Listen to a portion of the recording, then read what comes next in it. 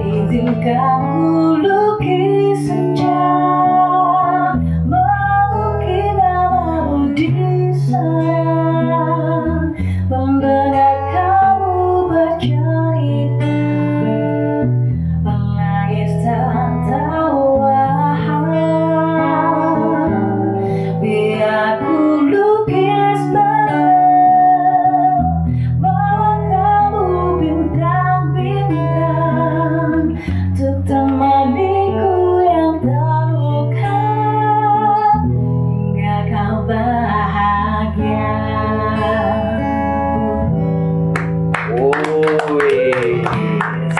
Selamat malam buat semua, apa kabar? Waduh, kita sudah mengawali dengan satu lagu yang sangat keren banget. Itu Melukis Senja, cocok banget untuk tema kita hari ini. Pastinya kita ketemu di perdana podcastnya kita Art Studio. Tentunya di Ota Lama Tapi Ndak Lama Ota. Siap.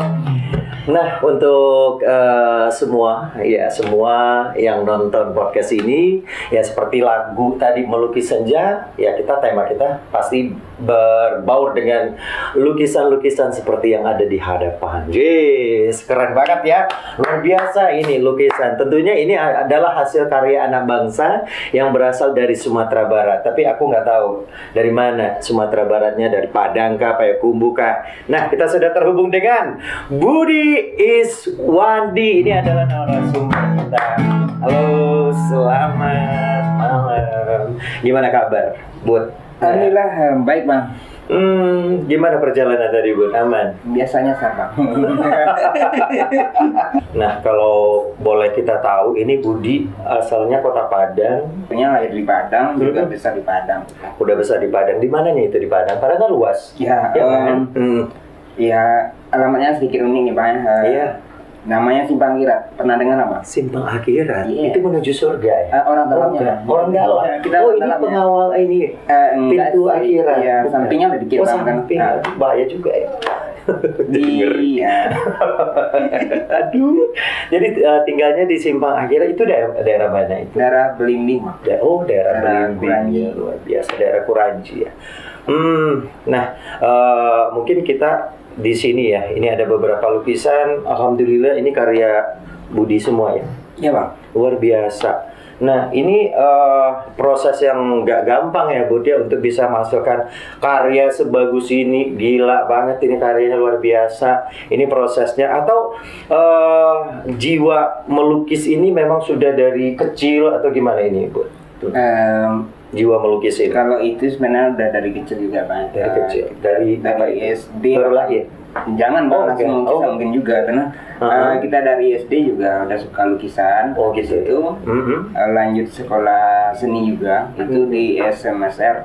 Kalau sekarang itu di SMK 4 sekarang namanya bang. Oh, dulu SMSR gitu nah. Itu di tahun 2009. 2009. Sekarang sudah jadi SMK 4 Padang ya. Nah, disitulah berawal untuk memantapkan. Ya, serius lagi belajar akademi di sana, seni rupa. Habis itu sempat lanjut ke ISI Jogja juga. Sempat lanjut ke? Ya, tapi nggak lanjut tamatnya gitu nah. Kenapa? Karena suka kampus aja bang, makanya nggak pernah namat di sana. Kalau kita tamat kan kita berakhir bang. Wow, Ya, begitu juga. Tapi jangan ditiru ya bang ya. Harus tamat lah, yang lain tamat lah gitu. Siap, jangan sampai tamat riwayat aja. Cukup ya. Itu gimana prosesnya, Bu? Kalau sedikit cerita ya bang tentang karya yang dipajang hari ini. Ini proyek pameran tunggalku yang kedua kemarin bang gitu nah. Pameran pertamanya dari seri Wonderland. Itu konsepnya Wonderland. Konsep kita namanya Wonderland. Kenapa Wonderland? Sedikit cerita bang, karena ini project healing juga. Karena kita dari Dango Studio juga ada program art terapi itu ya. Oke. Biasanya aku sering bikin program itu buat teman-teman, buat terapi, buat healing. Tapi aku mikir juga, gue juga manusia, gue juga butuh healing gitu nah. Akhirnya kita coba berkarya dalam jangka 1 bulan. jadilah proyek pameran tunggal yang perdana Bang, Wonderland 1. Wonderland. Dan ini yang Wonderland 2-nya juga 1 bulan nih proyeknya. Bang. Jadi kita menghilang dulu dari kegiatan seni kayak komunitas, berkarya di studio, ada juga yang berkarya langsung ke alamnya sendiri gitu. Oh gitu. Jadi Wonderland tuh karena aku kagum aja alam tuh indah kali gitu Bang. Oh, pantas ya itu lukisannya berbau alam. Iya, berbau alam semua. Biasanya kan orang bisa multi apa namanya, multi fitur ya. Iya. Sebenarnya ada yang gambarnya hewan, malah ada gambar manusia juga. Tapi di sini Budi lebih fokus ke alam kayaknya. Iya, sebenarnya memang nggak ada unsur manusia di sini atau unsur hewan gitu, sengaja Bang ya. Karena ini fokusnya kita dengan alam yang terlihat kayak rumput, pohon, awan dan gunung gitu. Nah, kayak menikmati aja, kayak menemukan kita yang baru aja. Kayak menemukan diri gitu. Nah, itulah kenapa ini seri Wonderland Bang ya. Aku sendiri aku kagum dengan hal-hal yang terdekat kita kayak pohon gitu. Simpelnya kita lihat pohon tuh unik kita. Unik aja. Ya, dan kita aplikasikan lewat karya. Jadilah ini karya dari seri Wonderland gitu. Ada beberapa karya itu bisa dilihat di sini. Itu Wonderlandnya. Dan ini salah satu karya yang unik Bang yang ini ya. Yang di depan. Ini melukis langsung di alam.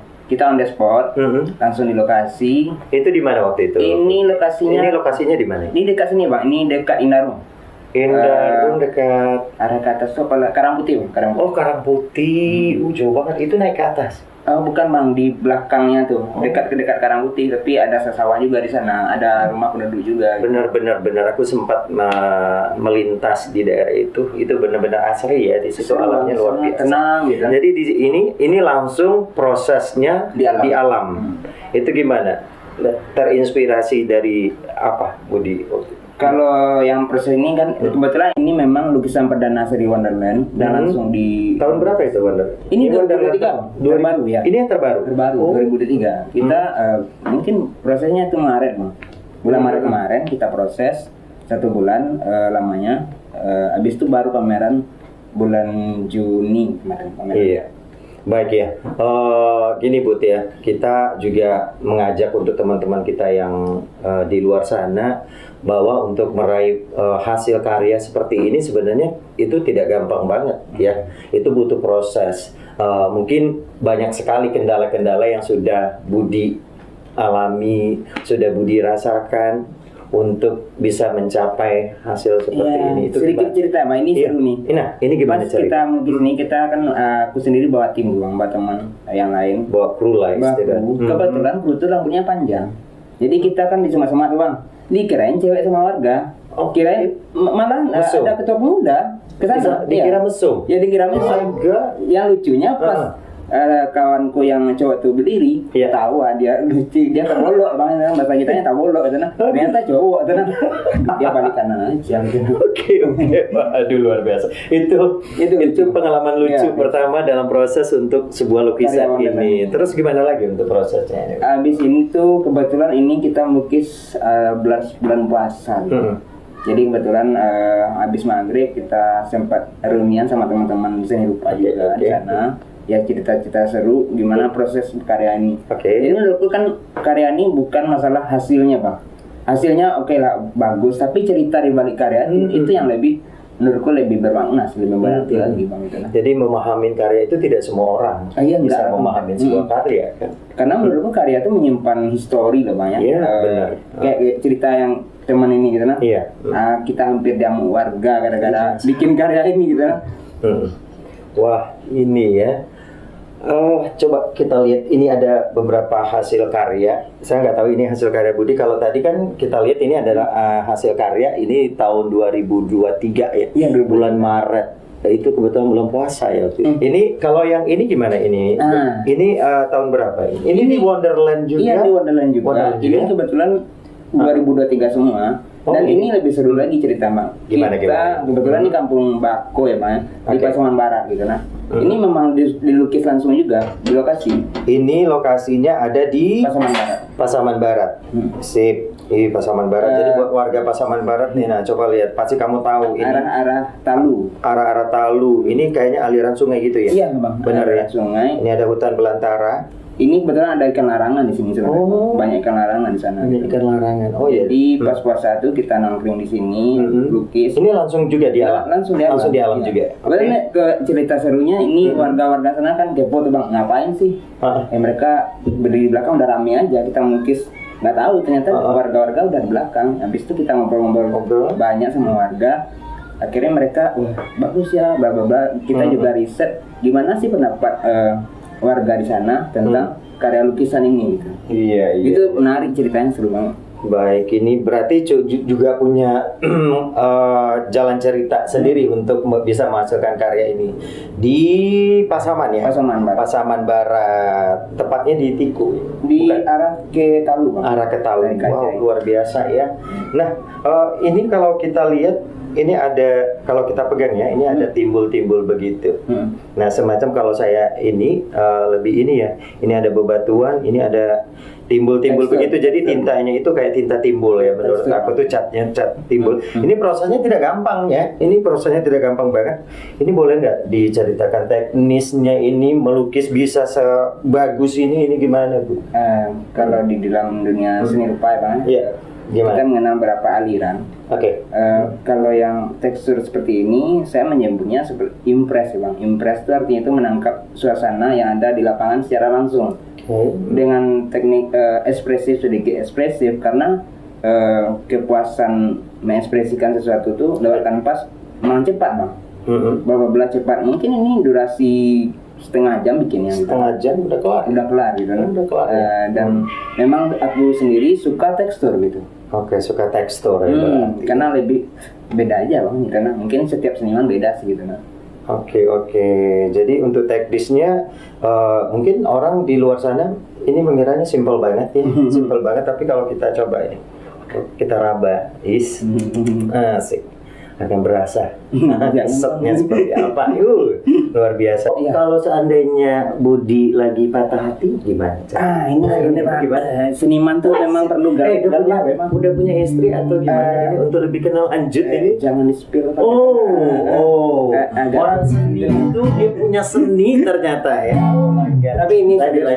sedikit cerita karena abang tadi yang mancing ya. Oh, iya. Ini juga terinspirasi Iya. buat orang yang tersayang lah bang. Oke, siap. Dia juga yang support dari awal gitu. Ya benar sih, seniman itu kan butuh emosional kayak galau, Benar. kasmaran, falling in love. Itu pengaruh ke karya seni gitu. Asli itu nah. Dan ini memang ada juga influence dari sana aku dapetin. Artinya itu kita juga dapat paparan dari semangat orang yang kita sayang juga gitu. Oke, dapat support. Iya, selek deh lah bang. Ya, jadi berdasarkan mood juga ya untuk menciptakan sebuah hasil karya memang berdasarkan mood dan juga harus ada support dari orang-orang sekitar, baik itu orang tersayang, orang tua, sahabat, siapalah itu kita butuh juga ya. Ya, tapi menurut gue sebenarnya lebih unik karena senimannya supportnya bukan support sayang juga, patah hati itu juga termasuk support loh. Karena emosional kita Karena ketika patah hati, rata-rata seniman tuh malah lebih produktif. ya. Iya. Tapi lebih bagus sering patah hati. Jangan juga bang, karena yang sering dong. Sekali boleh lah kak. Hati, nonton hati, habis jangan itu lah. mati. Oke. Jadi gini aja Budi ya. Memang kita sudah, ini karya Budi yang sudah masuk ke pameran semuanya. Sudah berapa yang terjual sampai saat ini? Sudah banyak yang terjual. Alhamdulillah ada juga bang. Cuma nggak bisa dikasih bocoran harga ya bang ya. Oh enggak. Ini dikasih tenang. Tapi alhamdulillah terima kasih juga buat orang-orang yang apresiasi. Karena dia juga mengagumi karya bang kan. Ya kalau di Padang banyak orang ngeluh sih. Nggak terlalu mahal. Jawa Dihargain ya, nggak terlalu dihargain. Ya orang banyak bilang seperti itu. Ya? Tapi kenyataannya bukan sebenarnya sih bang. Karena kenapa? Orang itu aja yang belum tahu di Padang ini ada seniman. Di Padang ini ada event seni. Karena menurutku sih ketika kita ada pasti ada orang yang suka gitu kan. Misalnya karya kita bikin, kita pameran, mereka suka dengan karya, itu kembali ke mereka-merekanya bang gitu nah. Tapi kalau seandainya nggak ada pameran, gimana mereka mau suka? Iya benar. Jadi ada orang bilang seni nggak begitu di Padang karena seni itu jarang di Padang. Itu aja jawabannya kalau bang bertanya suka nggak sukanya. Suka sih bang. Jadi Siapa nggak suka karya seni? Jadi bahasa abang itu mancing pemerintah, tolong dukung seni, ya gitu kan. Jadi kita arahkan untuk pemerintah provinsi Sumatera Barat untuk lebih fokus memperhatikan orang-orang seni seperti Bang Budi ya. Ya kalau menurutku sih bukan memperhatikan bang, saling apresiasi. Mengapresiasi kan. Karena kenapa kan? Kita juga mengharapkan pemerintah tuh mengapresiasi secara pure, murni aja gitu. Baik. Ya, waduh, cukup panjang lebar tapi bermakna banget ya. Ya Bang Budi, aku panggilnya Bang Budi aja deh. Ya, sebelum kita tutup ya, mungkin ada yang ingin Bang Budi sampaikan untuk pakar-pakar seni yang ada di Sumatera Barat. Jangan sampai lemah, jangan sampai lesu atau seperti apa ini? Apa terkhusus untuk yang ingin menghargai seni-seni seperti ini? Menurutku sih gini bang, seni itu awalnya mahal ya, artinya tuh ini project bukan project ngasal-ngasal aja gitu. Nah mudah-mudahan nih banyak teman-teman di luar sana sadar kita sendiri yang harus menghargai karya kita sendiri bang, sebelum orang lain menghargai karya kita sendiri. Banyak nih teman-teman nggak percaya diri dengan karya mereka yang nggak suka karya mereka, gimana orang lain suka karya mereka gitu. Nah artinya tuh mulai dari kita sendiri sebagai pelaku seni harusnya kita menaikkan martabat seni itu sendiri gitu. Nah dan baru orang lain bakalan menaikkan menghargai karya seni itu sendiri. Oke, baik, dalam banget ya. Terima kasih Bang Budi sudah mampir ke studio art studionya kita. Dan ini adalah perdana podcast kita malam ini ya. Jadi buat teman-teman di luar sana, sampai di sini dulu kebersamaan kita di podcast perdana ini di Art Studio. Tentunya di Otak Lama tapi tidak lama otak. Ya, selamat malam dan sampai jumpa. Assalamualaikum warahmatullahi wabarakatuh. Izinkan aku untuk terakhir kali dan semalam saja bersamamu.